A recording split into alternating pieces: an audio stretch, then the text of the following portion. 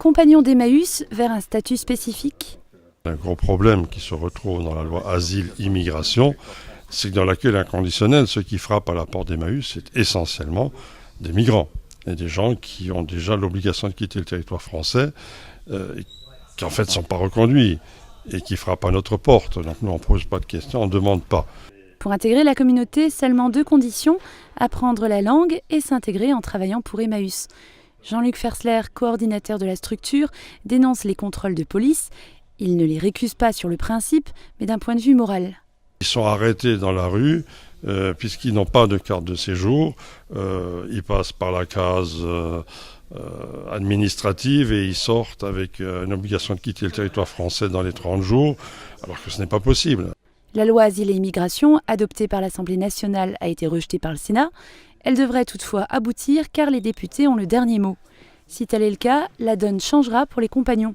Carte de séjour temporaire et travail à Emmaüs reconnue comme preuve d'intégration. Recevoir le sous-préfet de l'arrondissement de Sarreguemines permet d'engager une discussion avec un représentant de l'État. Alors la difficulté, c'est que les personnes ne sont pas choisies par Emmaüs, c'est les personnes qui viennent frapper à la porte d'Emmaüs. Il en vient de toutes origines sociales, mais aussi origines de pays étrangers. Ça peut poser des difficultés au jour d'aujourd'hui dans le droit d'entrée et séjour des étrangers en France. Néanmoins, il faut trouver les moyens d'organisation et d'accueil de ces personnes pour qu'elles puissent se reconstituer, c'est un peu ce que je retiens ici, à travers le travail collaboratif qui est fait au sein d'Emmaüs. La politique sécuritaire se base sur la menace terroriste, toujours d'actualité en France. Legs d'1 million d'euros à Emmaüs Forbach. 840 000 euros sur les comptes et une maison à Creutzwald estimée à 110 000 euros. Le testament date de 1991. La donatrice est une anonyme. On ne connaît pas la personne, on a essayé de chercher, mais le terme même du testament, les chiffonniers d'Emmaüs de Forbach, et en 91 montre que c'est plutôt l'œuvre de l'abbé Pierre, puisque le premier film qui est sorti, c'est les chiffonniers d'Emmaüs. Et la première appellation, c'est les chiffonniers d'Emmaüs. Donc on sent que la racine pour elle est là. C'est l'œuvre de l'abbé Pierre qu'elle soutient. Une bonne nouvelle apprise au mois d'octobre et médiatisée début juillet. Emmaüs Forbach a dû être reconnue association de bienfaisance par acte notarié. C'était la première étape. Un groupe de travail a été constitué pour définir quels investissements seraient privilégiés. Le projet qu'on avait déjà, c'est l'aménagement des conditions de vie des compagnons, donc avec une partie de la salle de vente et du hangar à l'arrière qui doit être transformé en loft, en studio, pour permettre un hébergement beaucoup plus digne que ce qu'on a actuellement, parce que ceux d'actuellement étaient réhabilités en 1996. Et un projet de résidence sociale type OACAS, organisme d'accueil activité solidaire, sur Sarreguemines. L'argent servira aussi à faire du bien autour d'eux. Dans la tradition de l'abbé Pierre, depuis la création de la structure forbachoise, il y a 20 ans. Toujours 10%, voire 15% de nos recettes vont vers la solidarité. Donc on a un grand partenaire qui est la Roumanie, qui vont donc permettre à eux de rembourser l'emprunt qu'on a fait là-bas. Les autres projets de solidarité, c'est ce qu'on fait déjà à l'heure actuelle, lorsque les personnes, services sociaux, on ne fait pas de solidarité directe. On va toujours travailler avec les services sociaux pour qu'il y ait un suivi. Parce que les biens qui nous sont donnés, qui sont confiés à des compagnons, qu'ils soient matériels ou qu'ils soient financiers, sont gérés par eux. Donc on a une commission de solidarité. Jean-Luc Fersler est curé, il parle de providence et avoue mieux dormir qu'auparavant. Pour la première fois depuis la création d'Emmaüs à Forbach, ils ont un fonds de roulement positif. C'est le seul changement notable. C'est hiver 54, dans le film. Il y avait une baignoire pleine d'argent.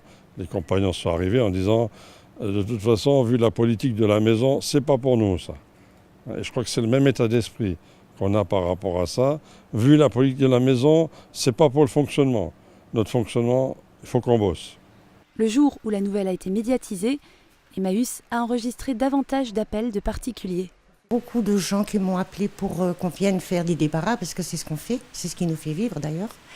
Et j'ai eu des gens qui m'ont appelé d'endroits que je ne connaissais même pas moi-même. J'en ai eu tellement, toute la journée. Ça n'a pas arrêté, donc du matin 9h jusqu'au soir 18h. Je le suis comme ça. On discutait avec un copain, il a parlé. C'est bien, parce que c'est des gens pauvres, donc s'il arrive quelque chose comme ça, c'est bien arrivé. Un legs qui incite à davantage de générosité, un legs qui inspire.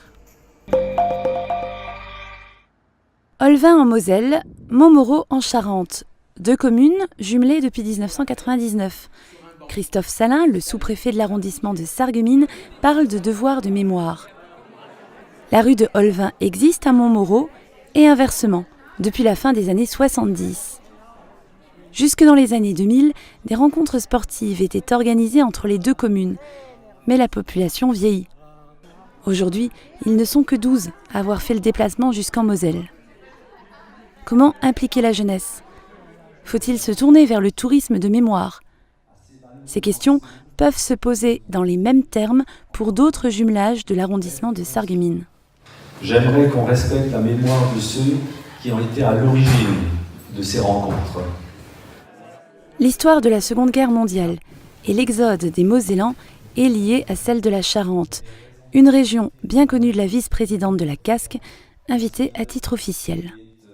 Mes 2 parents sont de la Charente, donc c'est vrai que j'ai eu la chance de pouvoir entendre les 2 versions de l'évacuation, alors aussi bien du côté charentais que du côté mosellan.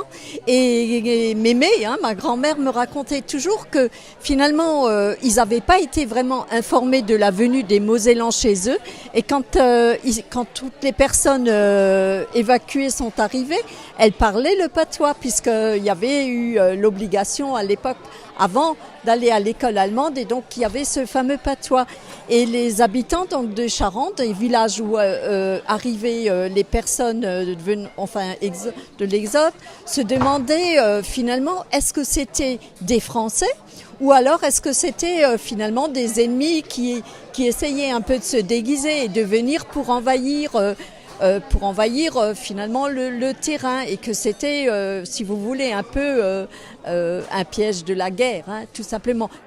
Victor Dolizy témoigne. Né en 1933, il avait 6 ans au moment de l'exode. On les a envoyés à gauche, à droite, où il y avait une gare morte. Alors, les Charentais ne nous attendaient pas, rien n'était prévu. Alors on est allé parce que la gare, c'est pas Montmoreau, c'est Saint-Amand. Alors tout le train est parti à Saint-Amand, où on a quand 800 personnes. Parce qu'avec nous, il y avait Richelin et Ernest Willer dans le même train. Ah ben, tu rends compte, le monde qui avait rien à manger, rien à boire. Alors les cultivateurs, ils sont venus chercher les gens. Et préférable, ceux qui n'avaient pas de gosses, des travailleurs. Et autrement, on s'est installé. On n'avait rien du tout, on était pauvres comme une souris. Au total, des dizaines de milliers de Mosellans ont été accueillis par les Charentais. Pour se souvenir du passé et pour célébrer leur amitié, le maire de Olvin a remis à chacun d'entre eux un livre rédigé par un Olvingeois, Ce qui nous lie. Émeric est décathlète. Licencié à l'ASSA de Sarreguemines depuis une dizaine d'années, le jeune homme de 26 ans, professeur d'EPS, vient de réussir le CAPES de mathématiques. Il prendra bientôt la direction de Paris pour enseigner. Mais avant cela, direction Saint-Pétersbourg en Russie. Avec son frère Médéric, 29 ans, docteur en géologie à l'université de Strasbourg. Sur le principe, rien d'extraordinaire, si ce n'est que le périple s'effectue à vélo. Aucun objectif sportif ni caritatif, leur but est de passer du temps ensemble. Ils sont partis le 24 juillet de Bousbach, la traversée de l'Allemagne est terminée, ils sont arrivés en Pologne et ils viennent de passer la barre des 1000 km. Ces premiers 1000 km, je vais surtout retenir que j'aurais dû prendre une selle un peu plus confortable. C'est difficile comme question. Je pense que ce que je vais retenir, c'est que j'ai appris quelque chose sur mon propre corps que je ne connaissais pas. Pourtant, je fais quand même du sport à assez bon niveau, on va dire.